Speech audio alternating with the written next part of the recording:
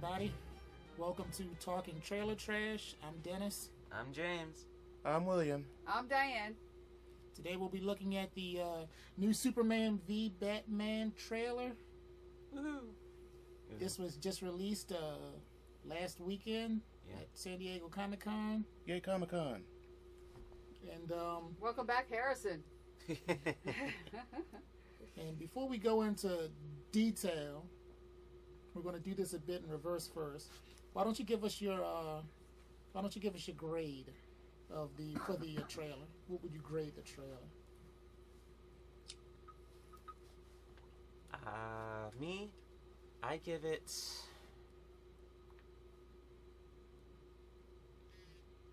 a B. All right, William. I give it a B minus. I mean, just knowing what I know about the entire movie, it just seems like there's way too much going on. There's way too many characters. Yeah, solid B minus for me. I kind of like those lines. I think I would give it I think I'm pretty much in the range of a B. I'll go into detail what I didn't like about the trailer later on, but overall, I think I'd give it a B. I don't think it's as... I'm seeing online a whole lot of people are like super hyped over the trailer. I don't particularly get that same hype, but I'll explain it in a little detail later. Diane? I think I give it a C+, only because, again, I agree with William. There's just so many storylines here that they're trying to cram in, I think, for future potential things. I like the darkness of it. I like the feel of it.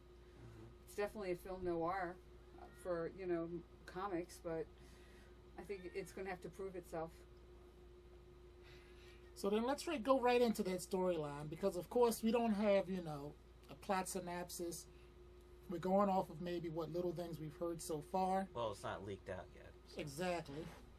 So, given just what we saw in the trailer, let's kind of put together what we think is going on.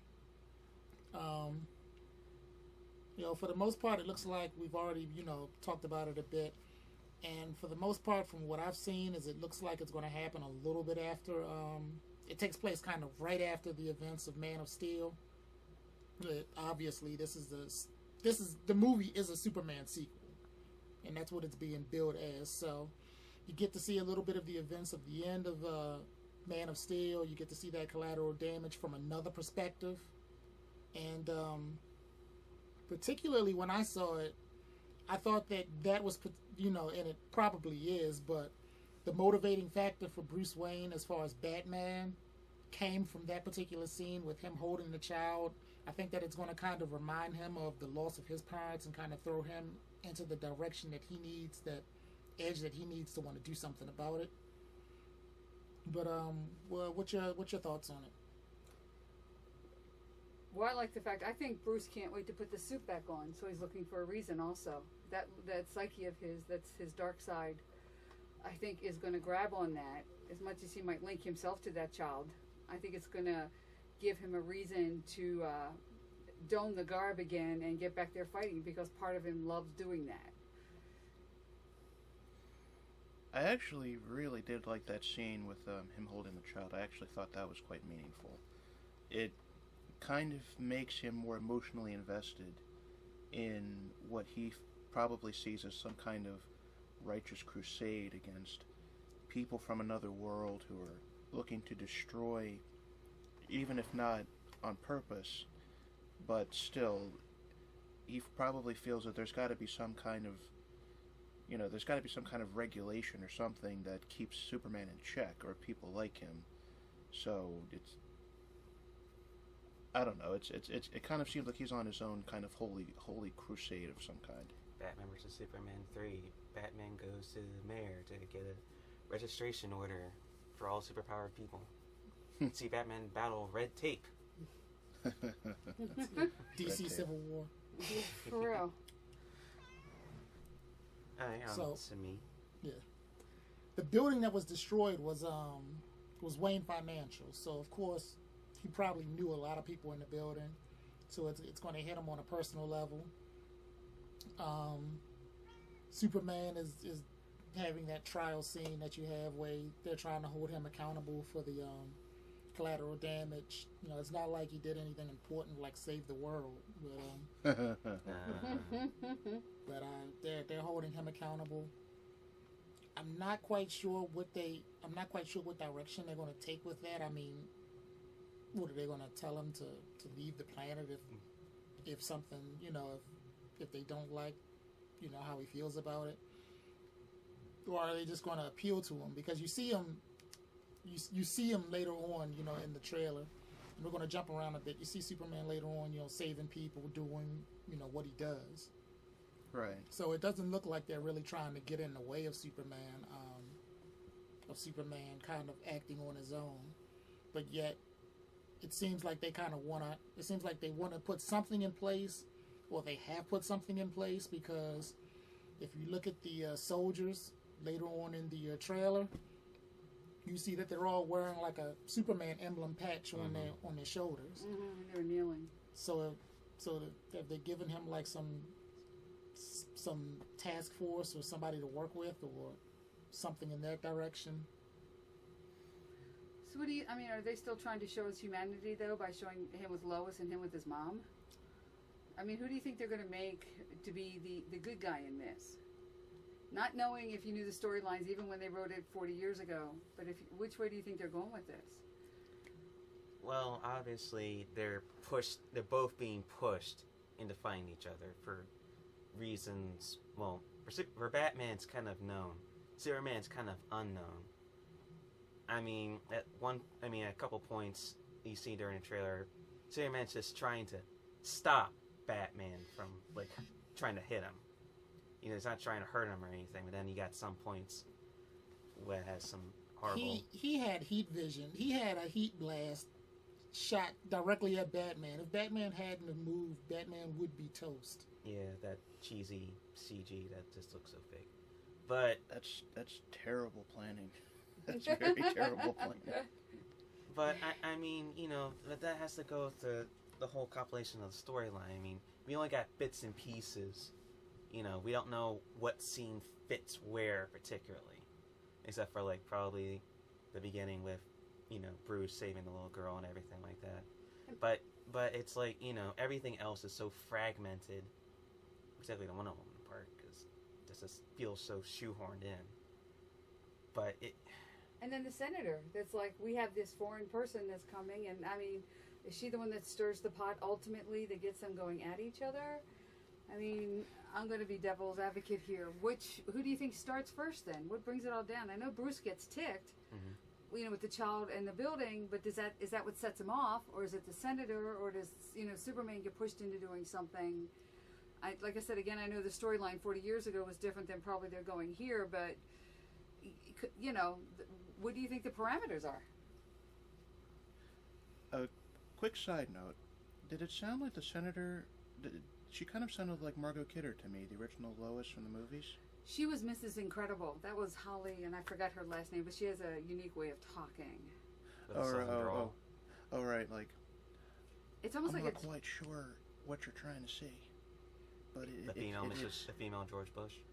No, more like a female John Wayne of sorts with George Bush's drawl. Well, that actress always talks through her nose. She has an interesting way of talking, which is why as soon as she did Miss Incredible, it was like, yes, okay, cool. But going back to her, I mean, you guys think that what makes the Senate get involved? Just because of the destruction? I mean, come on, Bruce Wayne did enough of his own destruction. Yeah. So what gets this all going? But I mean, I think also at the end of, you know, referring back to the end of Man of Steel when Superman takes down $1 Million Satellite, obviously they want to know, you know, where's he from, where's he going, you know, what can we monitor on him, can we get him on our side? So maybe she could be kind of lobbying for him to maybe join the government, maybe, you know, like official, you know, fight for truth, justice, American way crap and all that things. Yeah. You know, it could be going that way because, like that said about the patches and everything. Maybe they're the Superman task force. You know, who knows how it could go. I mean, it kind of reminds me of that storyline from the animated series. Lois gets pulled into the alternate dimension, right? Where Superman and Lex Luthor are working together, trying to keep the streets of Metropolis, crime-free. Right, and he's wearing that like tactical all-black uniform. And he has a task force with the red shield. And, yeah. Well, when they buy all these rights, do they buy the rights to every story or just the ones they want? When they decide to produce these movies and to follow the storyline, Dennis, do you know? As far as DC goes, DC is pretty much all of their material is produced by Warner Brothers. They don't have that fragmentation that Marvel has when it comes to making their movies.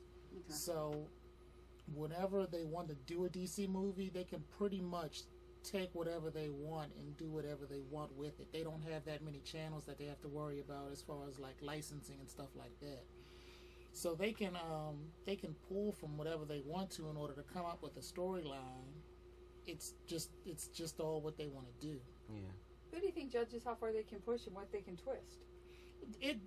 I mean, if they wanted to, they could go a completely different route. But right. see, what's keeping them from doing that is that they want to stay in the middle of keeping fans happy as well as giving somebody that may have never seen a Superman movie or comic before something to actually get it into. Mm-hmm. I mean, that's what essentially keeps them. I mean, if all they wanted to do was keep fans happy and not worry about the general run-of-the-mill moviegoer, yeah, then they could just put out a Justice League movie, have all of those heroes there, not explain anything because you're a comic book fan. You already know where they came from, and just focus on whatever storyline they want to focus on, which is essentially what they do with the DC animated movies. They don't go into the whole backdrop of characters over and over again. They just kind of put the characters in a situation and let that situation be the span of the movie. Yeah, and they may have a little bit of backstory, flashbacks of different events, but that's all it's really needed, just to explain the storyline further. Like a refresher course of yeah, some sort. exactly. Right. The problem with animated movies versus live action is that most directors feel like if they do a copy and paste of comic book to movie format, then the fans are going to be upset that they've already seen it before. Mm-hmm. There've been DC animated films that have basically been a copy and paste of the comic book, but fans like it because it kind of just puts those pages to life. They don't think, oh, I already know how the story's going to end. Yeah. But when you see a live action movie, for some reason, if it follows that storyline of the comics perfectly, then fans get upset that it's something they've already seen, and then you've not only lost the fan base, but then you've also alienated people that don't know anything about the movie because the movie in turn doesn't explain anything new to them. But if you truly love this stuff, taking that thinking, it's like all the different versions of the original Hobbit that first came out. They stunk. The animated and the, oh my goodness, the music that went with them and all that. But the fans were still game to see yet another Hobbit movie. Well, that's just like saying with Star Wars. I mean, a good majority of people hate the prequels, but the true fans are the ones that keep giving it life. And despite that, with another movie coming out that's tagged with Star Wars, they wanted to give it another chance. Mm-hmm. I mean, not just because of storylines that could be told and blah blah stuff like that, but they want to see what they think is going to happen come to life. Okay, yeah, okay, and that's probably the conundrum with all this, with the Batman and all that too. Yeah. Is it's most people who do know most of the storyline in the background still want to see how they're going to twist it. And while you read it, you can visualize it, but seeing it on a big screen, it's just it's like, is it going to play to how you think that it's going to be? Just like it's like when you read a book and then it gets turned into a movie, then you get slightly disappointed, then you're so happy about it. Yeah, exactly. Because most books, even comic books, can have so much more detail than most time the directors and all that can put in a movie. So that makes sense. So I mean, that's what I'm saying. This one looks interesting. That's why I gave it a C+. Yeah. I think it has potential, but the way they chopped and cut and pasted, and Dennis, you edit. What'd you think of all that editing with those little snippets? Was it too much of a teaser? Sometimes they say trailers just give you too much. Why see the movie? No, it really didn't give a whole lot of anything. It just showed what it was designed to show. Batman versus Superman. But then all the side characters. Yeah, I mean, of course, you had Lex Luthor, you had Wonder Woman. Thank you. Yeah, which see? were both shoehorned in because their storylines don't really match up with anything Thank that's going on in you. the trailer. Yeah. You see Batman and what looks like Desert Storm. Yeah. That doesn't make a whole lot of sense. And we know Clark loves his mom and Lois, but okay, they're suddenly there, and now is Batman, they didn't even show if he had another love interest. They just show him sinking back into a psychosis. Well, the thing And is, poor Alfred's voice coming in the side, trying to be the voice of reason, the same way Clark's mother was his voice of reason. well, I mean, the thing is that Batman can't hold a love interest because of the dual sense of nature that he has to want to be a philanthropist, trying to help people, the regular layman, to being the dark, brooding vengeance of night. And he helping likes people. that. Yeah. Yeah. The thing is that he likes both, but Uh-huh. he can't physically have the two exist in the same continuity. That makes sense. What do you think, Dennis? I think we broke him. Yeah. I was trying to remember the question while I was going into what I wanted to go into as well.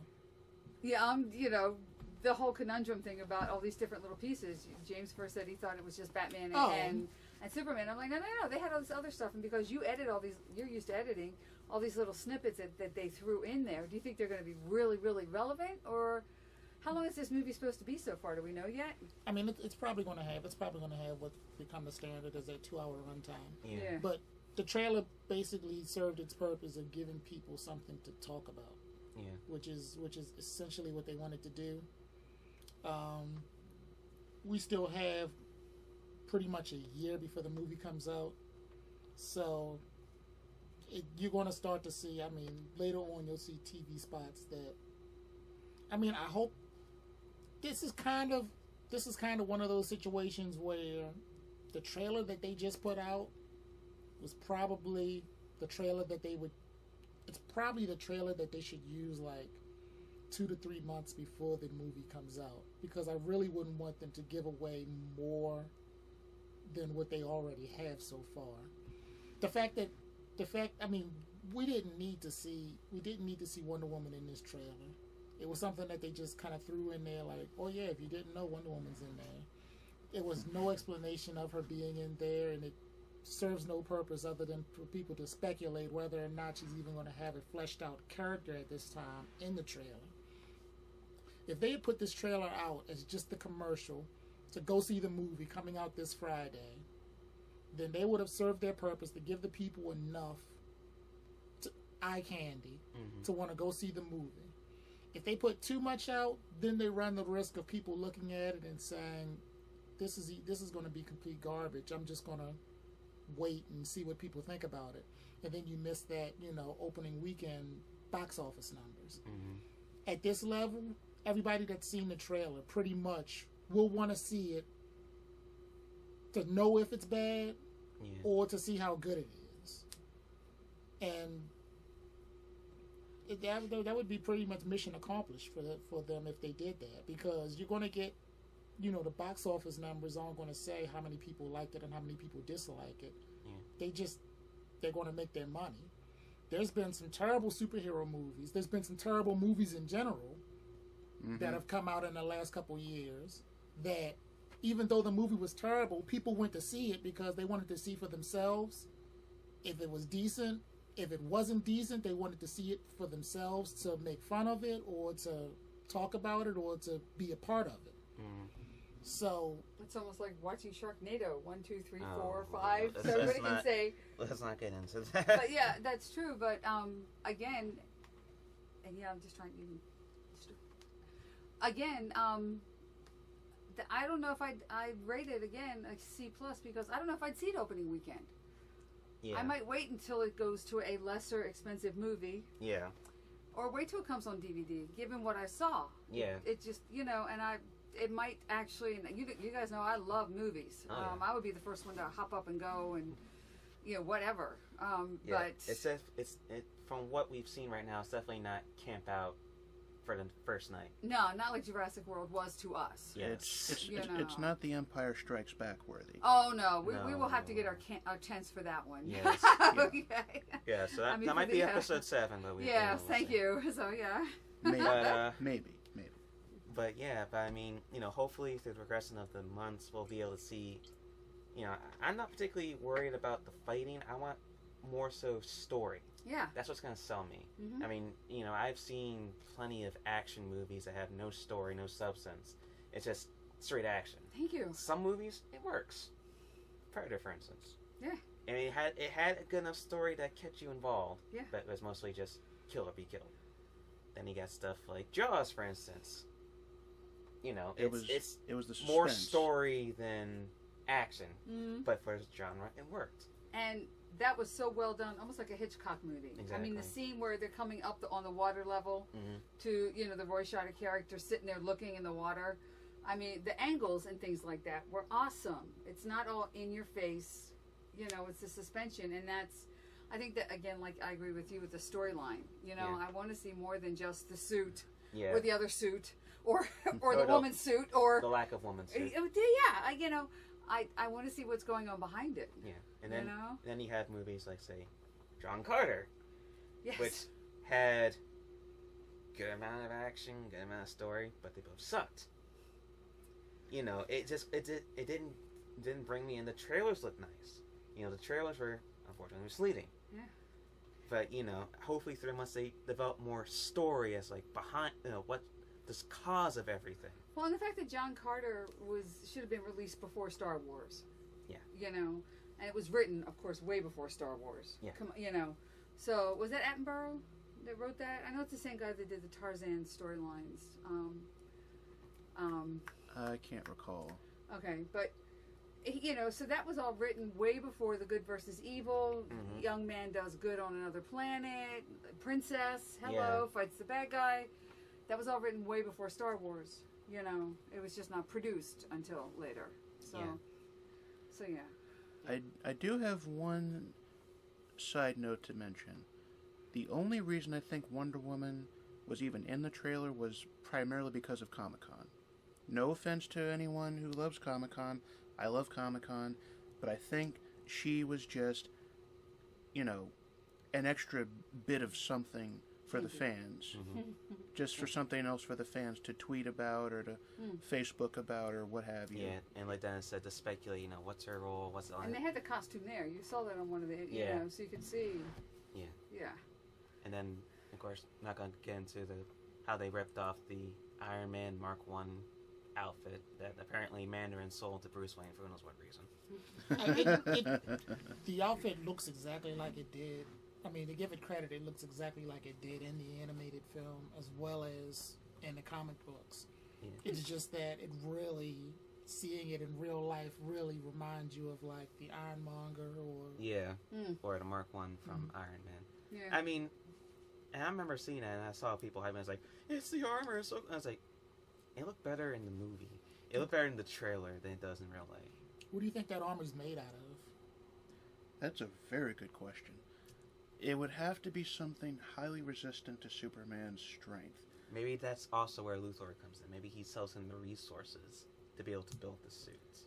I mean, Luthor and Wayne are the two most richest men on their planet. It's like, it's not a matter of money. It's just a matter of what can one get from the other.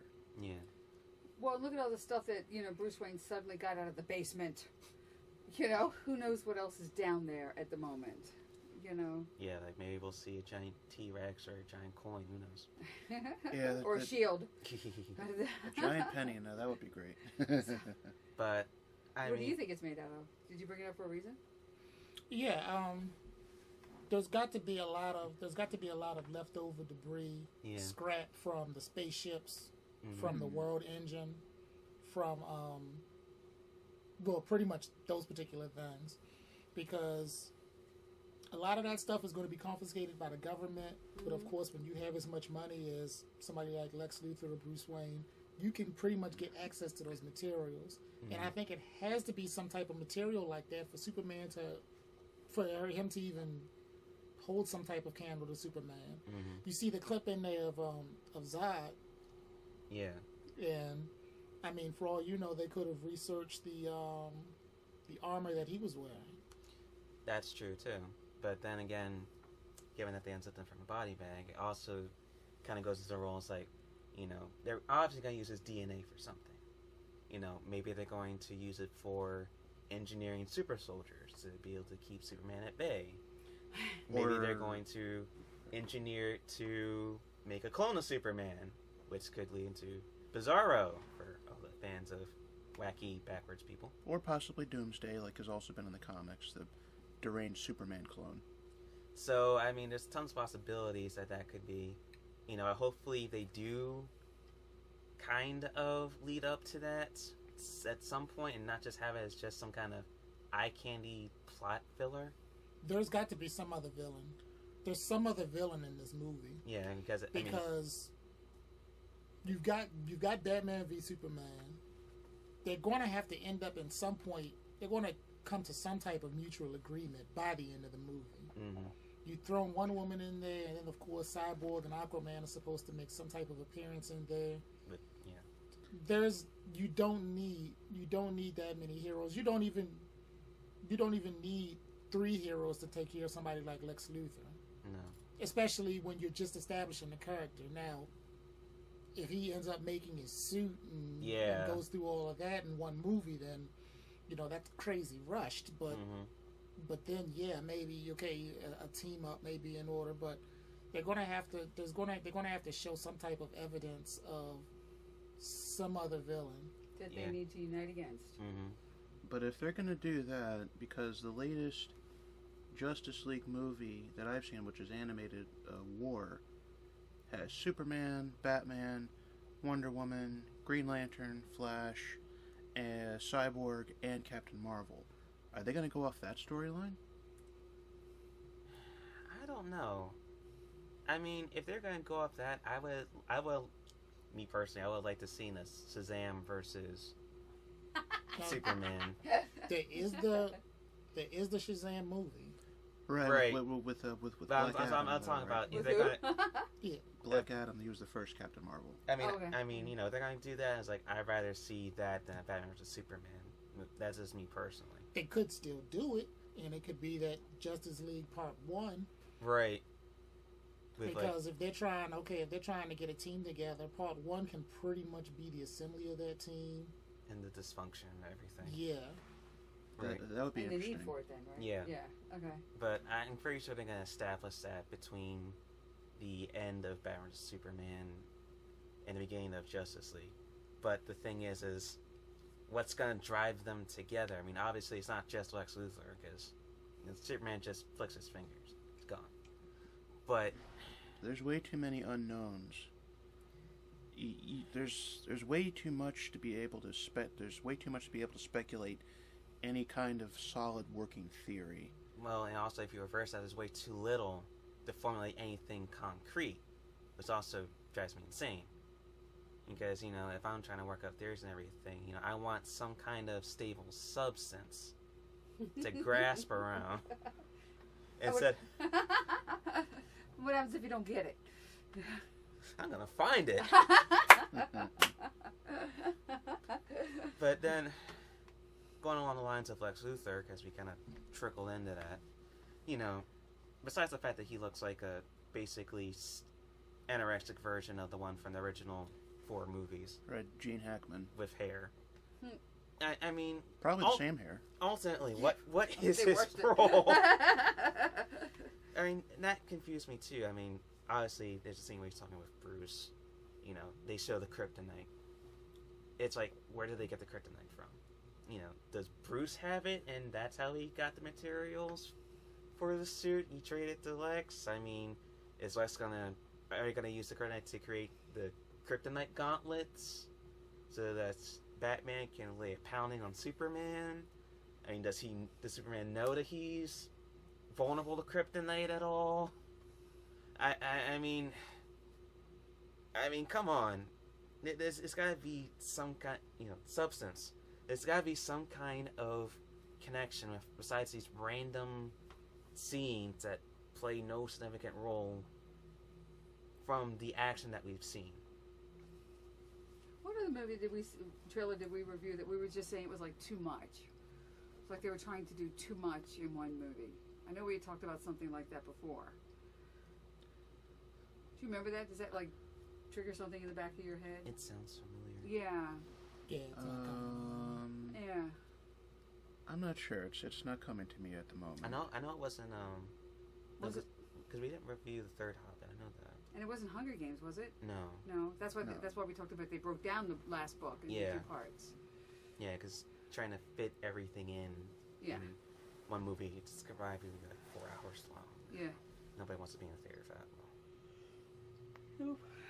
Unless you see a double feature or something like that. Totally. Different story. But, Drive-in. Yes, we still have a drive-in here in Baltimore. So. it's awesome. If you're ever in Baltimore, make sure to visit. But then there's also that little subplot at the end of Man of Steel that I hope they get filled in, and hopefully it doesn't just get brushed over. When the good doctor Emil and what's her name, Lana? Was it Lana? It can't be Lana Lang. No, not Lana Lang. No, Zod's flunkies. Oh, that's Feora. Feora and I guess Nan. Yeah, Nan was also on this. Oh, you're talking about the fact that they were trapped in the or they went back to the Phantom Zone? Yes.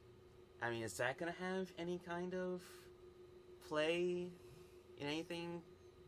I mean, that was a very interesting subplot. That ship essentially exploded down. But yet we don't know that for certain. I mean, it closed before we found out anything. I mean, for all we know, maybe Darkseid saw this and maybe he saved them. Maybe they'll become his journals. I mean, it's an interesting subplot. Because we didn't see them die. We just saw them go in. We didn't hear the explosion or anything. So maybe he could have got disarmed. Maybe they jettisoned somewhere. There's a possibility they're still alive, but it's like they never... Okay, I mean, if you go off of that, then who's to say that the Phantom Drive took them back to the Phantom Zone? Yeah, it could have sent them maybe to Apocalypse. We don't know. They inadvertently discovered the technology for boom tubes. Exactly. Okay. I mean, who's to say? Or because of that, maybe Darkseid tracked where they came from and wants to see for himself what this world is like. Whether he can rule it or not. Or who's to say that the Phantom Zone isn't some kind of intermediary that boom tubes pass through in this universe? Kind of like the demon dimension that Nightcrawler goes through when he teleports. Yeah, something like that. Showing off our geekdom. Hey, we all gotta have something, But I mean, that was one of the things that I was hoping maybe either in this movie or one of the other movies that's probably coming out of this, maybe they'll explain about that. But if not, then, opportunity wasted. Alright. But just wanted to bring it up. Yeah, I think they're gonna tease us with more, and we'll probably have to revisit, compare it with this, or what they've already showed, if we care to. Maybe the next one they show us, we're gonna be like, oh, done. Yeah. We'll wait till it's out 3 weeks and have the theater to ourselves. Mm-hmm. What do you think, Dennis? Yeah, I mean, we're going to see, the next time we see another trailer probably won't be until, I'd say maybe, September, October. no, much later. I'm saying maybe the December months when we'll get our next tease of it. There'll probably be like another trailer out during The Force Awakens. Maybe Right. like one of the trailers before they show it in the theater. I wonder though. Well, that's a totally different Triple T, but maybe they'll start showing probably the Deadpool trailer by then. They'll probably show Civil War by then.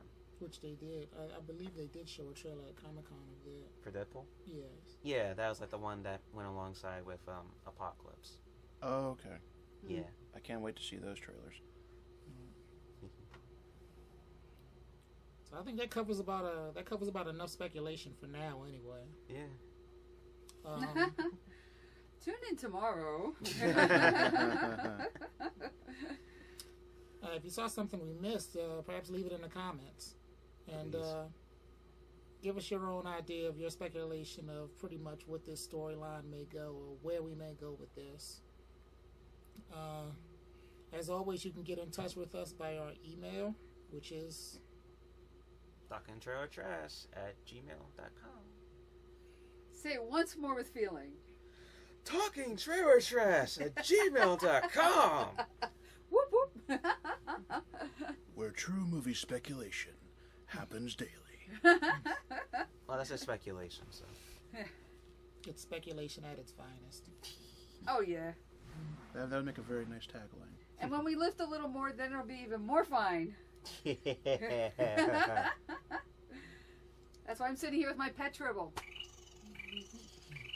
That still works after so many years. Came from Vegas. What do you want? So, for now, I'm Dennis. I'm James. I'm William. Oh yeah, I'm Diane. We'll see you next time. Hopefully.